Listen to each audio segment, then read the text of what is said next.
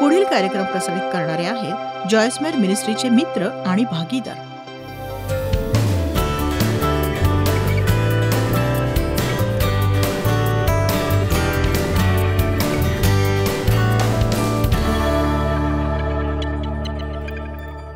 प्रार्थना हा आपल्याकडे असणारा विशेषाधिकार आहे. प्रार्थना हे कर्तव्य किंवा दायित्व नव्हे किंवा शेवटचा प्रयत्न नव्हे. असं नाही की मला येणाऱ्या सगळ्या गोष्टी मी केल्या, आता मला वाटतं मी प्रार्थनाच करायला हवी.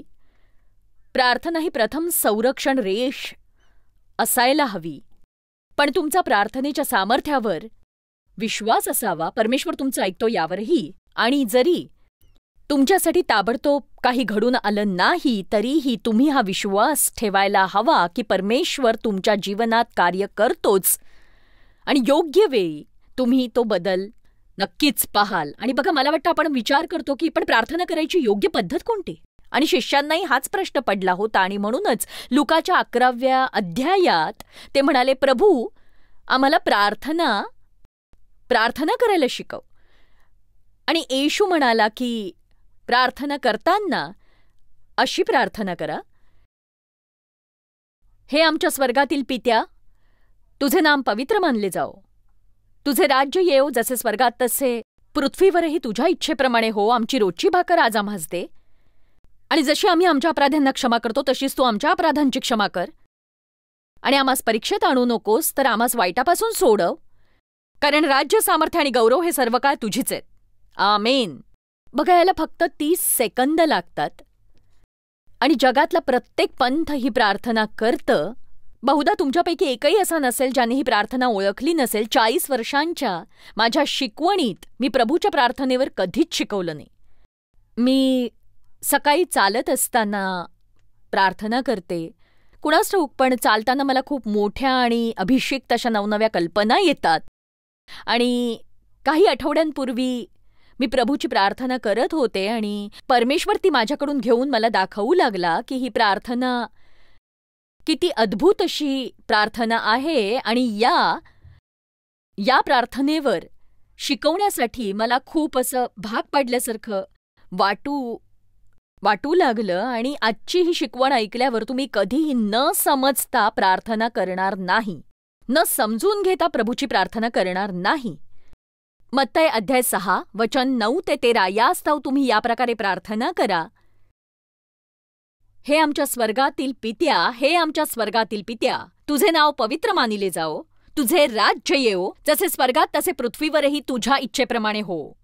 आमची रोजची भाकर आज आम्हास दे, आणि जसे आम्ही आपल्या ऋण्यांस ऋण सोडिले आहे तशी तू आमची ऋणे आम्हास सोड, आणि आम्हास परीक्षेत आणू नको, तर आम्हास वाईटापासून सोडीव, कारण की राज्य, सामर्थ्य आणि गौरव ही सर्व काळ तुझी आहेत. आमेन.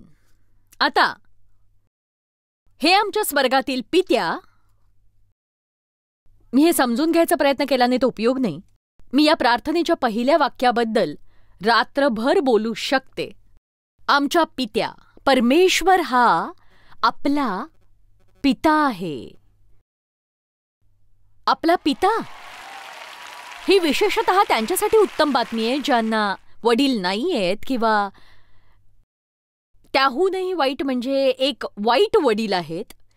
मला प्रामाणिकपणे वाटतं की जशा परिस्थितीत मी होते किंवा पुष्कळांची तशी असूही शकते, तेव्हा बघा, वाढत असताना तुमच्यासोबत गैरवर्तन झालं असेल, तुमच्यावर कोणाचं प्रेम नसेल, तुमच्यावर सतत कोणीतरी ओरडत असेल, तुम्हाला मारलं गेलं असेल, अयोग्य पद्धतीने शिक्षा केली गेली असेल, किंवा सारखा लैंगिक छळ झाला असेल तुमचा. माझे जसे वडील होते त्यापेक्षा ते नसते तर बरं झालं असतं असं वाटलं मला आयुष्यात बऱ्याचदा. आणि म्हणून माझ्या मनात अशी कोणतीही प्रतिभा नव्हती की एक पृथ्वीवरचा प्रेमळ पिता नेमका कसा असावा. आणि म्हणूनच ज्यांना उत्तम वडील आहेत, तुम्ही त्यांचं कौतुक करायला हवं. तुम्हाला त्यांचं कौतुक आहे हे त्यांना सांगायला हवं.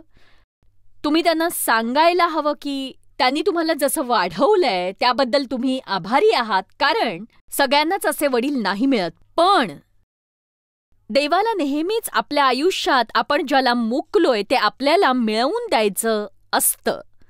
बायबल स्तोत्रसंहिता अध्याय 27 वचन 10 मध्ये म्हणतं की माझ्या आईबापांनी मला सोडिले तरी परमेश्वर मला जवळ करील, परमेश्वर मला जवळ करील. म्हणजे याचा अर्थ काय? तुम्हा सगळ्यांनाच एक प्रेमळ पिता आहे.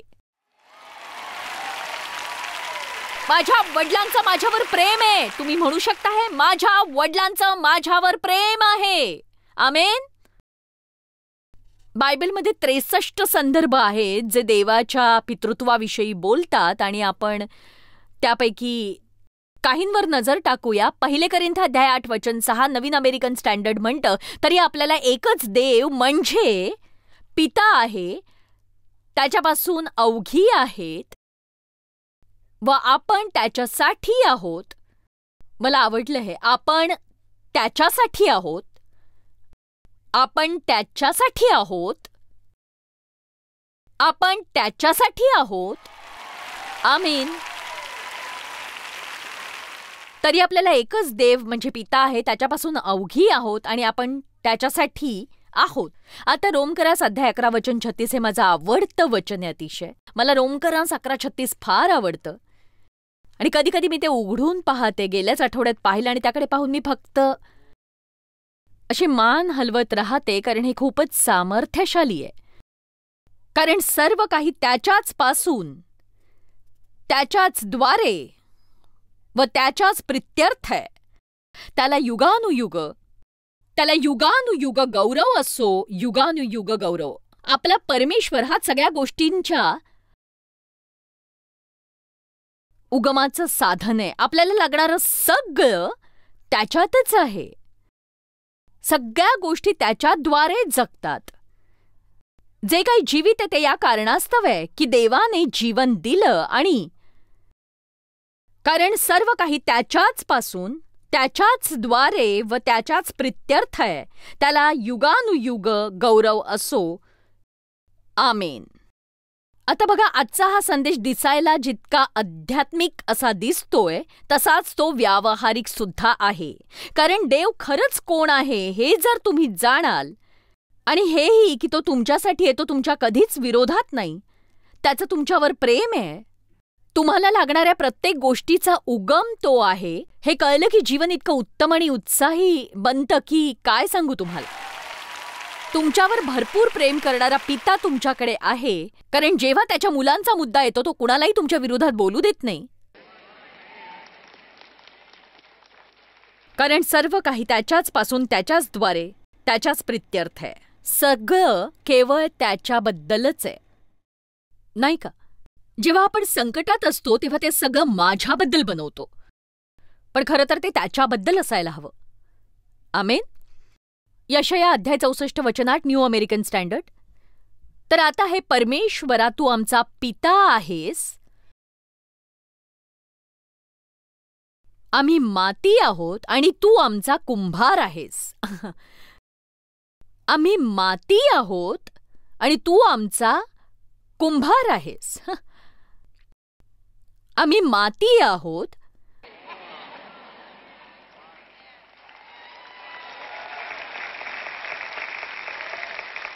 म्हणूनच देवा, तू आम्हाला घे आणि आमच्यासोबत हवं ते कर. त्याच्याशी आमचं काहीही देणं घेणं असणार नाही. आम्ही तुझ्यावर साहेबगिरी करणार नाही आणि आम्ही सर्व तुझ्या हाताची कृती आहोत. जर तुमच्यापैकी कुणाला स्वतःबद्दल वाईट वाटत असेल तर स्तोत्रसंहिता 139 तुम्ही तुमच्या मनावर बिंबवावं असं मला वाटतं, ज्यात म्हटलंय, आमच्या आईच्या उदरात त्याने स्वतःच्या हाताने आपल्याला घडविले, गुंतागुंतीने व कुतूहलपूर्वकपणे, गुप्तपणे त्याने आपली रचना केली व आपल्याला घडवलं. आणि देवाने केलेलं सगळं पाहिलं आणि म्हटलं, हे उत्तम आहे, हे उत्तम आहे. कुणालाही असं म्हणू देऊ नका की तुम्ही उत्तम नाही. कुणालाही तुम्हाला असं सांगू देऊ नका की तुम्ही एक अपघात आहात, त्यांना तुम्ही नको होतात. जरी तुमच्या पालकांनी तुमच्यासाठी योजना आखली नाहीये, परमेश्वराने ती नक्कीच आखली आहे आणि तुमच्यासाठी त्याचा एक उद्देश आहे, तुमच्यासाठी त्याची एक योजना आहे, आणि तो तुमचा पिता आहे. तुमच्या बाजूने कोणीतरी आहे जो इतर कुणाही पेक्षा खूप मोठा आणि शक्तिशाली आहे. एक सांगू, मला आमचा मुलगा डॅनियल आठवतो. तो जेव्हा बाहेर खेळायचा त्याचे वडील हे चांगलेच उंच आहेत, 6 फूट 4 इंच, धडधाकट. आणि एक सांगू, जेव्हा शेजारचा खोडकर डॅनीच्या मागे धावायचा, तो घराकडे धाव घेत ओरडत यायचा की डॅडी. आणि इतकंच बस असायचं फक्त, कारण डेव्ह माझ्याकडे असा पाहायचा की जणू तो दरवाजाच्या कड्या तोडून आपल्या मुलाकडे धाव घ्यायचा की कोणी त्याला दुखावू नये याची खात्री करण्यासाठी. आणि एक सांगते, तुमच्या विषयी तुमच्या पित्याची तीच प्रवृत्ती आहे. आणि मला डॅनीचं बालपण आठवतं. तो असा एकदम मस्तीखोर आणि अवखळ होता. त्याचे शिक्षक म्हणायचे की त्याचं सामाजिक कौशल्य जरा जास्तच विकसित झालंय. म्हणजे तो इतकी बडबड करायचा. त्याला केवळ ती मजा वाटायची. आणि आम्ही त्याला आयुष्यात जबाबदार होण्याचं प्रशिक्षण देण्याच्या प्रयत्नात होतो. आणि मग त्याने त्याच्या कामांची यादी एका पेपरवर लिहून ठेवली. ते काम झाल्यावर तो त्यावर टिकमार्क करायचा. आणि त्याला पुरेसे टिकमार्क मिळाले की मग त्याला स्टार्स मिळायचे. आणि स्टार्स मिळाले की त्याला बक्षीस मिळायचं. पण एक सांगू का, या काळात एकदाही असं नाही झालं की कधी तो ओरडला आणि डेव्ह म्हणाला, जॉयस मला आपल्या मुलाचं ओरडणं ऐकू येतंय, पण त्याला मदत करण्यापूर्वी जरा त्याचा चार्ट तपास बरं.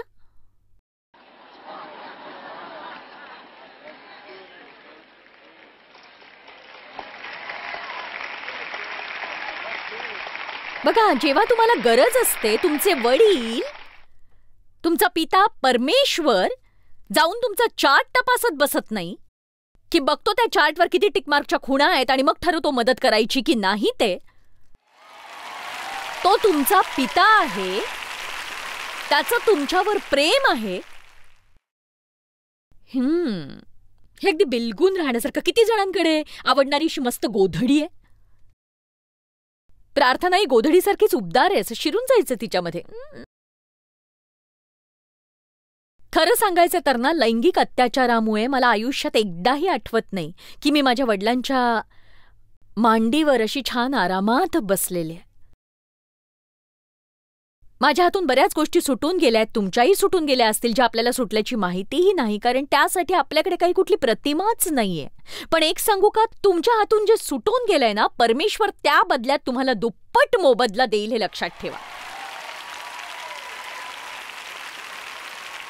आणि बघा, देव तुम्हाला आमंत्रित करतोय का जवळच्या नात्यासाठी, त्याच्याबरोबरच्या.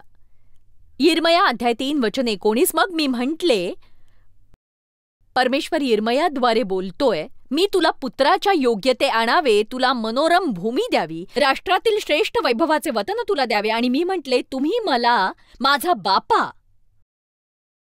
बापा असे म्हणाल, मला अनुसरायचे सोडून मागे फिरणार नाही. 2 कोरिन्थ अध्याय 6:8. आणि मी तुमचा पिता असा होईन आणि तुम्ही मला पुत्र व कन्या असे व्हाल, असे सर्वसमर्थ प्रभू म्हणतो. रोमकरास 8:15. कारण पुन्हा भीती बाळगावी असा दासपणाचा आत्मा तुम्हास मिळाला नाही, तर ज्याच्या योगे आपण अब्बा बापा अशी हाक मारतो, असा दत्तकपणाचा आत्मा मिळाला आहे. अब्बा बापा. अब्बा हा एक अरेमिक शब्द आहे. इंग्रजीतला त्याच्या सगळ्यात जवळचा शब्द आहे डॅडी. अब्बा पिता, पिता परमेश्वर. आमीन. मला सांगा, एक पिता काय करतो?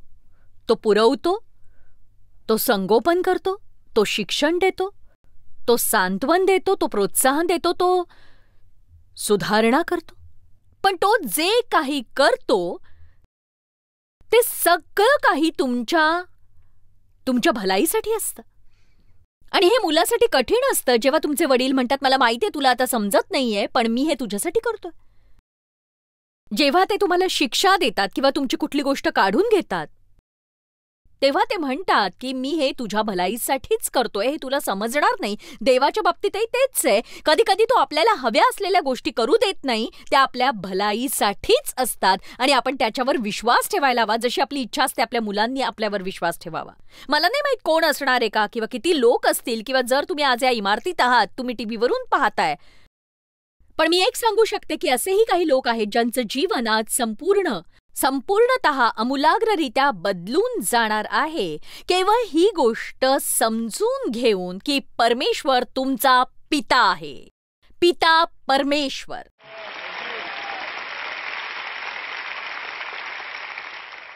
आपला पिता. मला हे आवडतं. जो स्वर्गात आहे.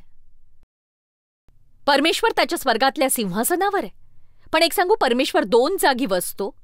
तो स्वर्गातल्या सिंहासनावर बसतो, पण तो आपल्या हृदयातल्या सिंहासनावरही बसतोच बसतो.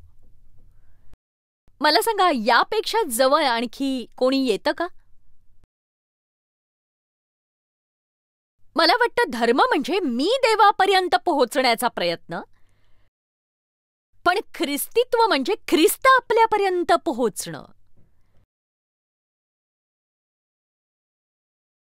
तुम्ही विश्वासणारे असेल तर तो तुमच्यात वसतो. माझ्यात ख्रिस्त, गौरवाची आशा. तुम्ही सर्व समर्थ परमेश्वराचं स्पंदन आहात.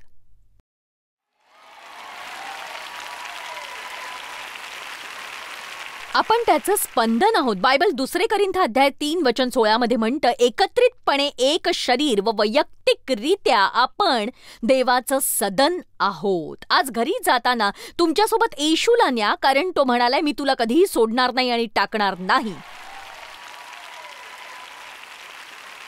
आपला पिता जो स्वर्गात आहे, पण तो खाली देखील आला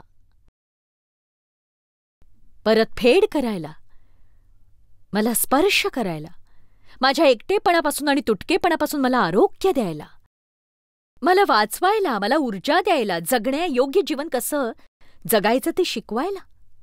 आमेन. 1976 मध्ये जेव्हा देवाने मला स्पर्श केला, त्याने माझ्यासाठी एक मोठी गोष्ट केली. मी पुष्कळ काळ विश्वासणारी होते, पण माझ्या जवळीक नव्हती. मी देवाच्या जवळ नव्हते, अजिबातच नव्हते. आणि एक सांगू, 70च्या दशकात 80च्या दशकात पवित्र आत्म्याची लाट होती आणि भरपूर लोक हे आत्म्याने भरले जात होते. देवाच्या सामर्थ्याचा स्पर्श त्यांना होत होता. तुम्हाला जे शब्द वापरायचे असतील ते वापरा तुम्ही. मला उगाच अनुभव गौरवायचे नाहीयेत, पण तुम्हाला एक सांगू, जेव्हा तुम्ही अशा टप्प्यावर येता की तुम्हाला माहीत असतं, तुम्हाला कळतं परमेश्वर कुठेही लांब नाहीये, तर तुम्ही जिथे जाल तिथे तो तुमच्या सोबत आहे आणि तो तुम्हाला कधीही सोडणार किंवा टाकणार नाही. तुम्ही एकटे नाही आहात. आता हे बघा, तुझे नाम पवित्र आहे. मला बहुतेक आज उचलण्यात येईल, माहित नाही मला. पण हा अभ्यास करताना मी इतकी उत्साही होते. तुम्हाला एक सांगू का, म्हणजे खऱ्या अर्थाने, प्रेमाने, आदराने आपण देवाच्या प्रेमाविषयी, देवाच्या कृपेविषयी, देवाच्या दयेविषयी इतकं ऐकलं आणि मी त्यावर नेहमीच संदेश देते. मला वाटतं आपण देवाच्या पवित्रतेविषयी ऐकायला हवं आणि देवाच्या न्यायाविषयी ऐकायला हवं, आदरयुक्त भीतीविषयी ऐकायला हवं, आश्चर्याविषयी. कारण जर ते परतून चर्चला आले नाहीत, तर आपण ज्या काळात जगतोय त्या काळात आपण समस्येत अडकू शकतो. आमेन. हो, देवाचं आपल्यावर प्रेम आहे आणि त्याच्या प्रेमामुळेच आपण एक उत्कृष्ट आणि उच्च असं जीवन जगू शकतो. आपण केवळ आपल्यात पवित्र आत्म्याचं सामर्थ्य आहे. केवळ अंगावर काटे येऊन विचित्र भाषेत प्रार्थना करणं म्हणजे प्रार्थना नव्हे, तर आपल्यात पवित्र आत्मा आहे जो आपल्या पापावर मात करून देवाच्या गौरवासाठी जगण्यास आपल्याला सक्षम करतो. मी तुम्हाला खरं तर हे सांगायला हवं की इथून पुढचा संदेश हा ज्यांची मनं दुर्बल आहेत ना त्यांच्यासाठी नाहीये. हे म्हणजे जणू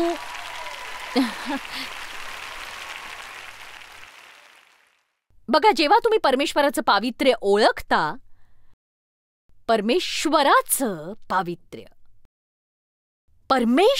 पावित्र्य समजा ख्रिस्ताशिवाय आपल्याला स्वतःच्या कुवतीवर देवाकडे जायचं असतं, तर आपल्यापैकी एकही जण परमेश्वराच्या पावित्र्यात जगू शकलो नसतो. जेव्हा आपण देवाचं पावित्र्य ओळखतो, आपण आदरयुक्त भयाने आणि आश्चर्याने भरले जातो. आज जगात इतकं पाप काय सांगा? देवाच्या लोकांमध्ये देवाच्या लोकांमध्ये इतकं पाप काय सांगा मला. याला एकमेव कारण आहे आदरयुक्त भयाची कमी.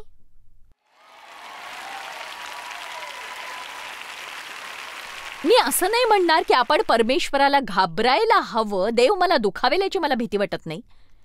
तो माझा पिता आहे, त्याला मी आवडते, मला माहिती आहे. पण त्याचा आदर करायला हवा. आपण हे लक्षात ठेवायला हवं की देव केवळ आपला मित्र नाहीये, तर तो देव आहे, तो पवित्र देव आहे. आणि जर देव म्हणतो की हे कर तर तुझं जीवन उत्तम असेल, हे केलंस तर नसेल, आणि तुम्ही जर देवाचं ऐकलं नाही तर तुमचं जीवन देवाच्या इच्छेनुसार नसेल. प्रत्येक माणसाला देवाला स्वतःचा हिशोब द्यायचाच आहे. प्रत्येक माणसाला, आपल्यापैकी प्रत्येकाला देवासमोर उभं राहून स्वतःचा हिशोब देवाला द्यावाच लागेल. आणि हा नक्कीच एक घाबरवणारा असा संदेश नाहीये. मी तुम्हाला आजच सांगितलं की देवाचं तुमच्यावर प्रेम आहे आणि त्याची दया ही दररोज नवी आहे. परमेश्वराची कृपा आपल्यासाठी सदैव उपलब्ध आहे. पण देव व्यावहारिक सुद्धा आहे. मला वाटतं की आता जरा सरळ होण्याची वेळ आलेली आहे. आणि मला वाटतं ज्या देवाची आपण सेवा करतो त्याच्याबद्दल आपण जरा गंभीर व्हायला हवं. आणि ज्या अर्थी आपण या ग्रहावर जिवंत आहोत तेव्हा नक्कीच त्याच्यामागे काहीतरी संदेश आहे. आणि देवाची इच्छा आहे की आपण काहीतरी करावं, केवळ बसून स्वतःसाठी आशीर्वाद गोळा करू नये, जेव्हा जगातले इतर लोक नरकात जीवन जगताना आपण पाहतोय.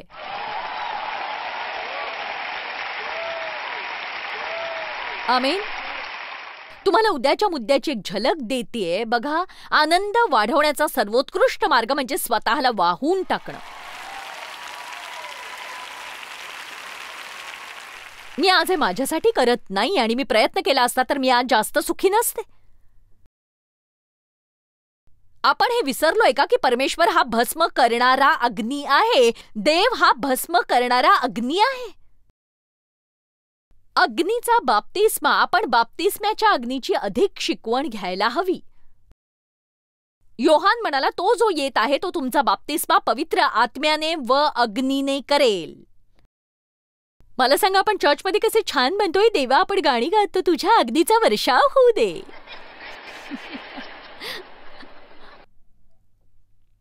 पण तुमच्या आयुष्यात जेव्हा देवाचा अग्नी येतो, मी सांगू शकते काय होईल, कारण मी अनुभवलंय. तो सगळं भस्म करतो जे त्याच्या स्वभावाशी जुळतं नसतं, आणि जे काही उरतं ना ते तो त्याच्या गौरवास्तव पेटवतो. ऐकलात ना तुम्ही माझं? परमेश्वराचा अग्नी जेव्हा तुमच्या आयुष्यात येतो तेव्हा त्याच्या स्वभावाच्या सातत्यात नसणारी प्रत्येक गोष्ट भस्म होते. जे उरतं त्याला तो पेटवून देतो, म्हणजे देव त्याचा वापर त्याच्या गौरवास्तव करेल. एक सांगू, मला नाही माहित तुम्ही कुठल्या बाजूला आहात, किंवा तुम्ही रविवारी चर्च आणि सोमवारी जगाच्या बाजूचे आहात का, पण मी लोकांना चर्चच्या बाजूला ढकलू इच्छिते.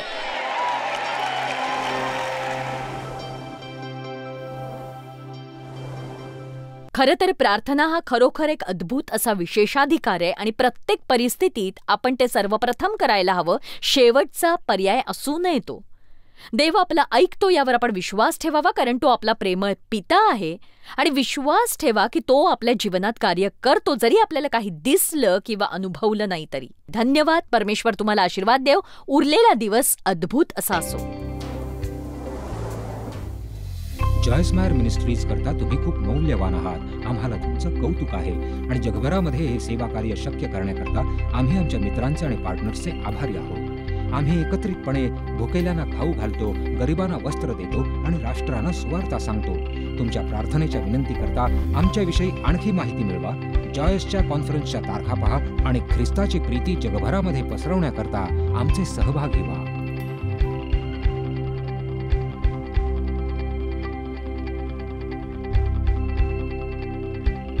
याचा सर्व खर्च जॉयस मायर मिनिस्ट्रीचे मित्र आणि भागीदार करत आहेत.